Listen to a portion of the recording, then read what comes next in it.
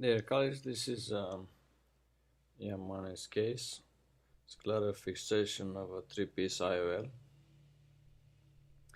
filling up the anterior chamber with viscoelastic. This is a vitrectomized eye. This is a special three-piece IOL preloaded that I came across lately. They have PVDF haptics. It's a KOA, KOWA IOL, three-piece IOL. Comes in a preloaded cartridge, and the beauty of this is that you can reload that if something happens.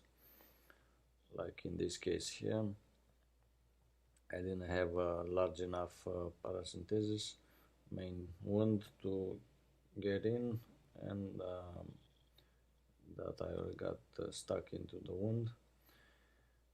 It's very important to deliver it into the anterior chamber, these three pieces. So I take it back, reload it, and inject it again. That's the beauty of this IOL, three-piece IOL that comes into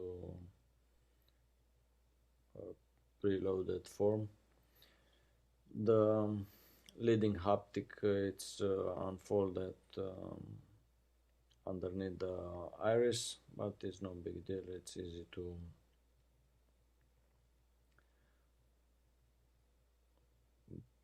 take it on top of the iris with a chopper, rotating it in the proper position to get ready for loading it into the 27 gauge needles. With the help of grease-hour forceps 25 gauge, the leading haptic, it's very easy to getting in that needle. You have to not get it from the right tip of the haptic, but a little bit like 2 millimeters away from the end of the haptics. And when you use the grease-hour forceps or any other forceps, it's really important to not squeeze it very hard in order to not bend or break the haptic. Those are very hard to break. The haptics, PVDF haptics, are very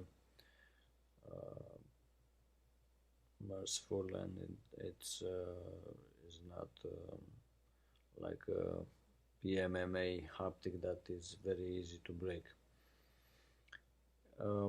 I do the Yamane technique by making the first flange on the leading haptic, and then the second haptic, the trailing haptic, I bend it over backwards in order to get inside the needle, using the needle shaft to hold the tip of the haptic, and then making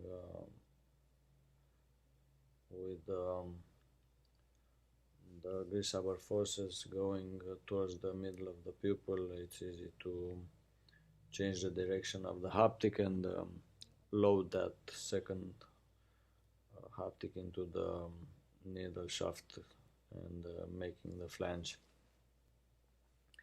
At the end of the case, I'm washing out the viscoelastic and the little bit blood that's coming into the anterior chamber, placing an air bubble in the anterior chamber to maintain it, and the trick to push the haptics into the